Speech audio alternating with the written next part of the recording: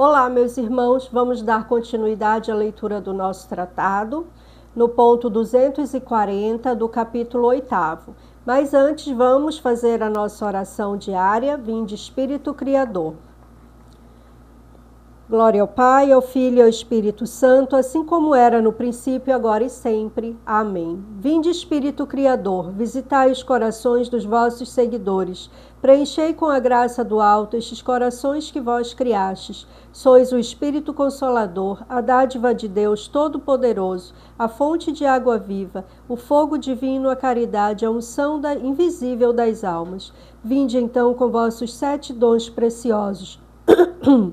Vós que sois o dedo de Deus, vós que sois o conteúdo da promessa do Pai, vós que colocais o verbo do Pai em nossos lábios, iluminai os nossos espíritos com vossa luz, abrasai os nossos corações com vosso amor e santificai em todos os tempos nossa frágil carne. Bani de nós o espírito de tentação, preenchei-nos com vossa paz infalível, sede vós mesmo guia, o nosso guia, de modo que possamos evitar tudo que possa ser prejudicial à nossa salvação. Ensinai-nos a compreender o Pai, ensinai-nos a compreender o Filho e a vós mesmo. Sede sempre o objeto de nossa fé. Por isso seja a glória em todos os tempos para Deus Pai, para o Filho ressuscitado e para vós, Espírito Santo. Amém.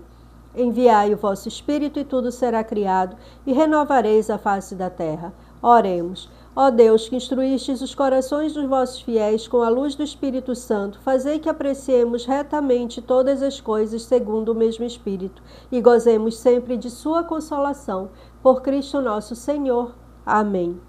Glória ao Pai, ao Filho e ao Espírito Santo, assim como era no princípio, agora e sempre. Amém. Vamos lá. No ponto 240, foi onde nós paramos. Ah, prezado irmão, rompamos as correntes dos pecados e dos pecadores, do mundo e dos que pertencem ao mundo, do diabo e de seus seguidores, e atiremos para longe de nós seu jugo deplorável. Vinculemos nossos pés para empregar as palavras do Espírito Santo e seus ferros gloriosos, e em nossos pescoços coloquemos seus colares. Inclinemos nossos ombros para carregar a sabedoria que é Jesus Cristo e não repulsemos suas correntes. Você perceberá que antes de dizer as seguintes palavras, o Espírito Santo prepara a alma a fim de que não rejeite seu conselho especial. Escuta, meu filho, e recebe um conselho de entendimento, e não rejeiteis meu conselho. Queira, meu estimado amigo, que eu me una ao Espírito Santo para lhe dar o mesmo conselho. Suas correntes são correntes de salvação. Como Jesus Cristo na cruz deve atrair tudo a si, de boa ou má vontade, ele atrairá os reprovados pelas correntes de seus pecados, para acorrentá-los como prisioneiros e demônios à sua ira eterna e à sua justiça vindicadora. Mas os predestinados, por sua vez, ele os atrairá, nesses últimos tempos, particularmente por correntes de caridade.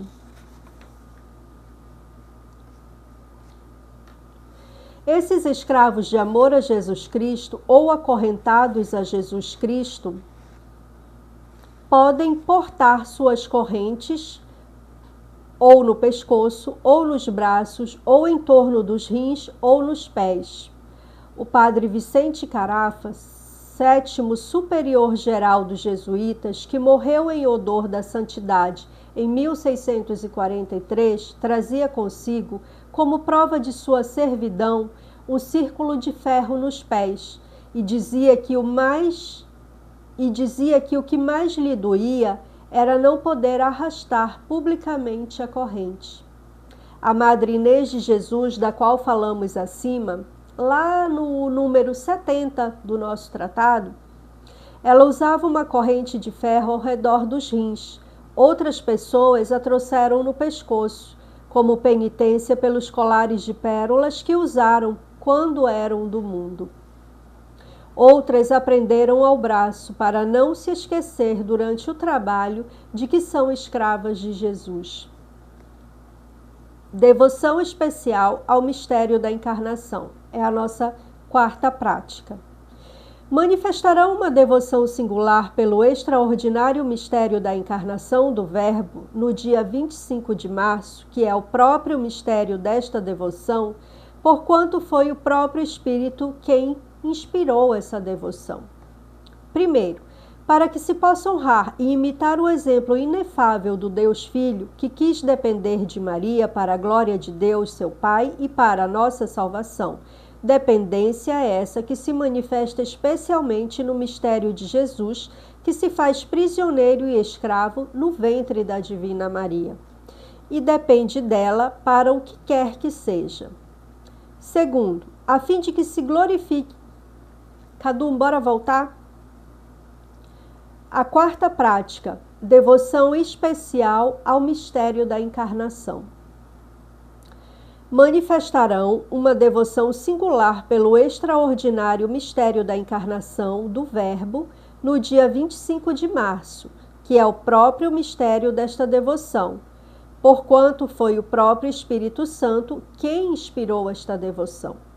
Primeiro, para que se possa honrar e imitar o exemplo inefável do Deus Filho, que quis depender de Maria para a glória de Deus, seu Pai, e para a nossa salvação, dependência essa que se manifesta especialmente no mistério de Jesus, que se faz prisioneiro e escravo no ventre da Divina Maria, e depende dela para o que quer que seja.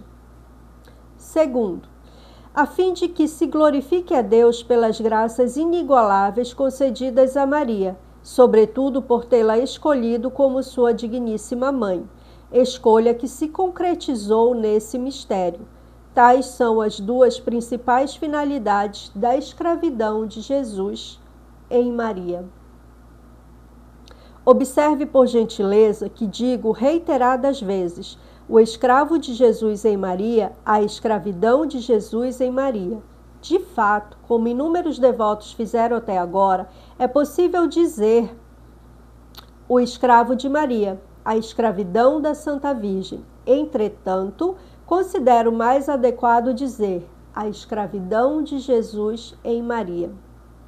Conforme sugeriu o Sr. Tronson, superior geral do Seminário de São Sulpício, célebre por sua prudência ímpar e piedade inflamada, a um clérigo que o questionou sobre o assunto. Os motivos de tal sugestão são os seguintes. Ponto 245. Primeiro, como nos encontramos num período de arrogância, olha só, lá atrás, São Luís já afirma que eles estavam em um período de arrogância, há muitos anos atrás. Imagina agora, no qual são numerosos os sábios pedantes, os de caráter forte e críticos. Vejam o que está acontecendo hoje. Que sempre têm o que contestar em relação às práticas de piedade mais difundidas e fundamentadas. É mais adequado para não lhes darmos ocasião de nos criticar desnecessariamente. Dizer escravos de Jesus em Maria e designar-nos como escravos de Jesus, em vez de escravos de Maria. De modo que a denominação desta devoção se baseia muito mais em seu fim último, que é Jesus Cristo, do que no caminho e no meio para alcançar esse fim, que é Maria. Embora se possa, na verdade, pegar um e outro caminho sem escrúpulo, como eu faço. Assim, por exemplo, um homem que vai de Orleans a Tours pelo caminho de Amboise pode perfeitamente dizer que vai a Amboise e a Tours, e que é viajante de Amboise e viajante de Tours, com a única diferença, entretanto, de que Amboise não é seu caminho direto para ir a Tours, e que somente Tours é seu fim último e a destinação de sua viagem. Aqui São Luís usou o exemplo de um viajante indo para uma cidade que é o seu destino final e no meio do caminho ele para em uma cidade previamente. Então, é o caminho que nós estamos traçando. O último destino, o fim último é Jesus, mas no nosso caminho nós estamos com Maria, nós estamos chegando em Maria ainda, né? Porque nós vamos nos consagrar dia 15 de agosto. Sendo o mistério da encarnação o principal mistério que celebramos e honramos por meio desta devoção, e nele não podemos senão ver Jesus Cristo em Maria, encarnado em seu seio, é mais adequado dizer escravidão de Jesus em Maria, de Jesus residente e reinante em Maria, de acordo com esta linda oração de tantos homens ilustres.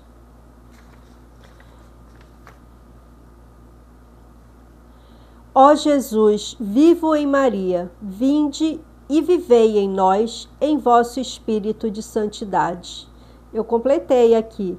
Na plenitude de vossa força, na perfeição de vossas vias, na verdade de vossas virtudes, na comunhão de vossos mistérios, dominai sobre mim a sua vontade. Se vocês quiserem, eu vou repetir, vocês podem anotar aí, tá? A oração. Ele inicia assim, essa parte eu grifei. Ó Jesus, vivo em Maria, vinde e vivei em nós, em vosso espírito de santidade. E aí eu vim e escrevi com as minhas palavras, na plenitude de vossa força, na perfeição de vossas vias, na verdade de vossas virtudes, na comunhão de vossos mistérios, dominai sobre mim a sua vontade. Ponto 247. Terceiro, essa maneira de falar manifesta ainda mais a união íntima que existe entre Jesus e Maria, que estão unidos tão profundamente que um está no outro. Jesus está todo em Maria e Maria toda em Jesus. Ou ainda, ela já não é mais, mas só Jesus nela, e seria mais fácil separar a luz do sol do que Maria de Jesus. Desse modo, podemos nomear Nosso Senhor como Jesus de Maria e a Santa Virgem como Maria de Jesus. Não sendo possível delongar-me aqui para descrever as excelências de Maria e as grandezas do mistério de Jesus, que vive e reina em Maria, ou da encarnação do Verbo, para mim já será suficiente dizer em 3 palavras que esse é o primeiro mistério de Jesus Cristo, o mais escondido, o mais eminente e o mais desconhecido, que foi nesse mistério que Jesus, em sintonia com Maria, em seu seio, o qual os santos justamente chamaram de a sala dos segredos de Deus, escolheu todos os eleitos, que foi nesse mistério que ele realizou todos os outros mistérios de sua vida, pela aceitação que fez do primeiro. Ao entrar no mundo, Cristo disse: aqui estou, vim para cumprir, ó Deus, a tua vontade. Ainda não. Deixa eu acabar aqui. Senta aí e espera. Em Hebreus capítulo 10, versículo 5 e 9, consequentemente, esse mistério é uma síntese de todos os outros mistérios, compreendendo a vontade e a graça de todos. Por fim, que esse mistério é o trono da misericórdia, da generosidade e da glória de Deus. O trono de sua misericórdia para nós, pelo fato de que, só sendo possível aproximar-nos de Jesus por Maria, somente pela mediação de Maria é possível ver Jesus e falar com ele. Jesus, que sempre escuta sua amada mãe, por meio dela prodigaliza aos pobres pecadores sua misericórdia e sua graça. Portanto, compareçamos confiantes diante do tribunal da graça, para obtermos misericórdia e alcançarmos a graça de um auxílio oportuno.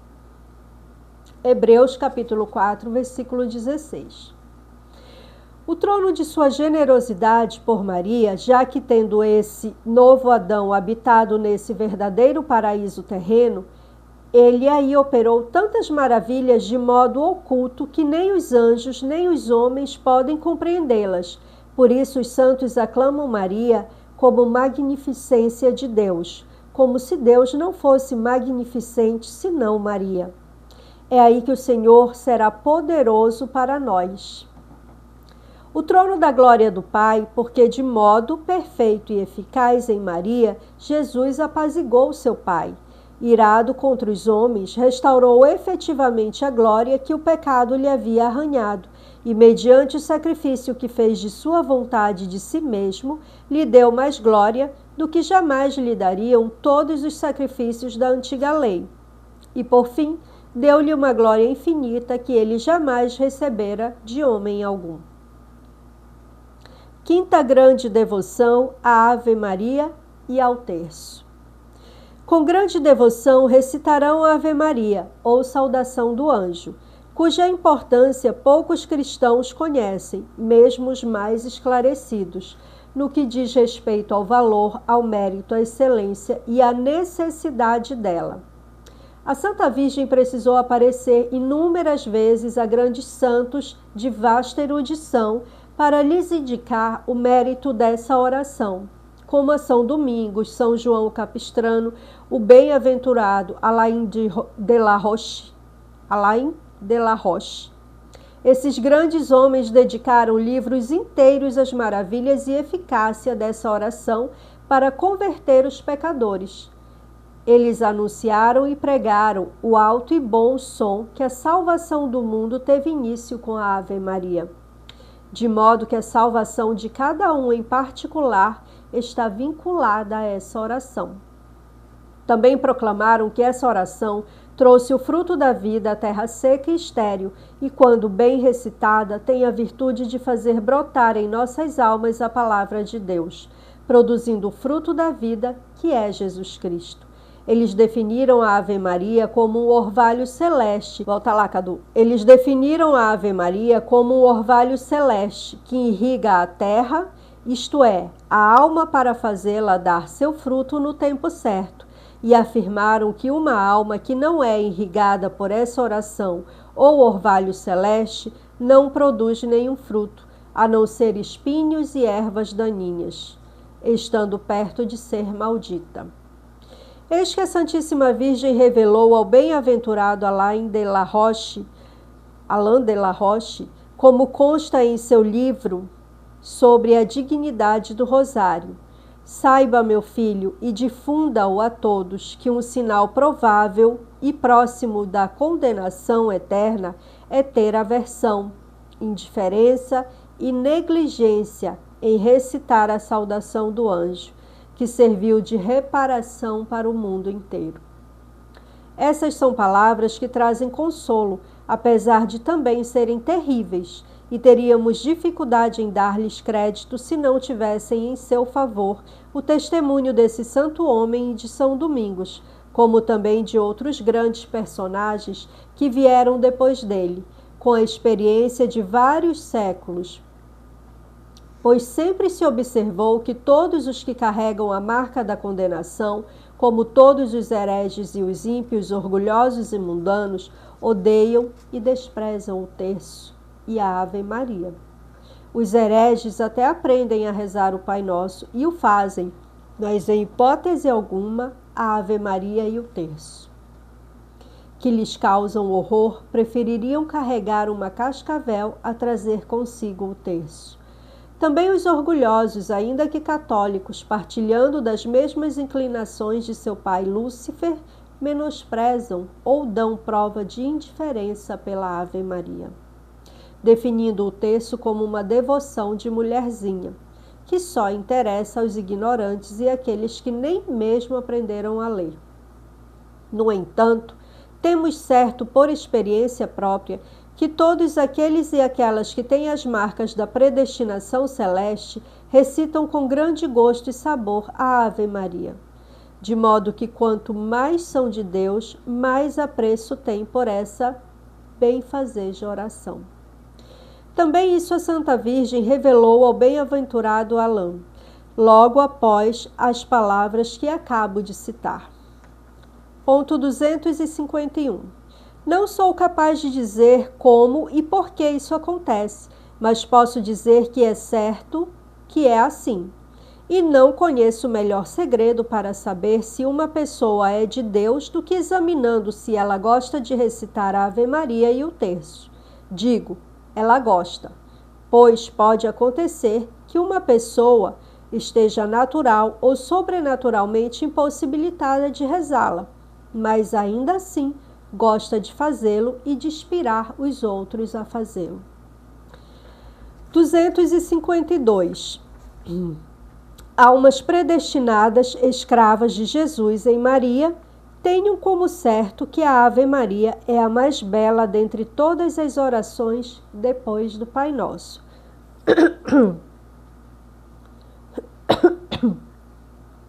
Trata-se do mais perfeito cumprimento que você pode dirigir a Maria, na medida em que é o cumprimento que o Altíssimo mandou um arcanjo dirigir a ela para conquistar seu coração. E de fato, tal cumprimento foi tão poderoso sobre o seu coração, pelos encantos secretos dos quais está cheio, que Maria deu seu total consentimento à encarnação do Verbo, não obstante sua profunda humildade. É por meio desse cumprimento também que vocês conquistarão eficazmente seu coração, se o fizerem como se deve. Ponto 253. A Ave Maria bem recitada, isto é, de forma atenta, devota e humilde, é conforme afirmaram os santos, o inimigo do diabo capaz de botá-lo para correr, e o martelo capaz de esmagá-lo, assim como a santificação da alma, a alegria dos anjos, o hino dos predestinados, o cântico do Novo Testamento, o prazer de Maria e a glória da Santíssima Trindade. A Ave Maria consiste num orvalho celeste que fertiliza a alma, num beijo casto e apaixonado que damos em Maria, numa rosa púrpura que a ela entregamos, numa pérola preciosa que lhe damos, numa taça de ambrosia que para ela preparamos e no néctar divino que a ela ofertamos. Todas as comparações não são minhas, não são de São Luís, nem minhas, são dos santos. 254. Assim sendo, peço-lhes com presteza, pelo amor que lhes tenho em Jesus e em Maria, que não se deem por satisfeitos em recitar apenas a pequena coroa da Santa Virgem, mas também o terço, mesmo se tiverem tempo, o Santo Rosário diariamente. E certamente vocês bem dirão quando vierem a morrer, o dia e a hora em que me deram crédito. E então, depois de terem semeado com as bênçãos de Jesus e de Maria, vocês colherão bênçãos eternas do céu. 6. Oração do Magnífica. É a nossa sexta prática. Como forma de agradecimento a Deus pelas graças por Ele dadas à Santíssima Virgem, eles rezarão, nós rezaremos com frequência o Magnífica, seguindo o exemplo da bem-aventurada Maria de Oignies e inúmeros santos. Essa foi a única oração e a única obra que a Santa Virgem compôs, ou que Jesus compôs por meio dela. Falando por sua boca. Esse foi o maior sacrifício de louvor que Deus recebeu sob a lei da graça. Trata-se de um lado do mais humilde e mais grato, e de outro do mais sublime e exaltado dentre todos os cânticos, no qual existem mistérios tão elevados e ocultos que mesmo os anjos desconhecem. Gerson, que foi um doutor de imensa sabedoria e piedade, após dedicar boa parte da sua vida à redação de tratados plenos de erudição e piedade sobre as questões mais complexas, decidiu, no escrúpulo de sua existência terrena, revestido por grande amor, comentar o Magnífica, a fim de que esse texto coroasse todas as suas obras. Ele nos relata, num volume em fólio, coisas admiráveis desse cântico belo e divino, como quando diz, entre outras coisas, que a Santíssima Virgem o recitava com frequência, e particularmente após a Santa Comunhão, em ação de graças.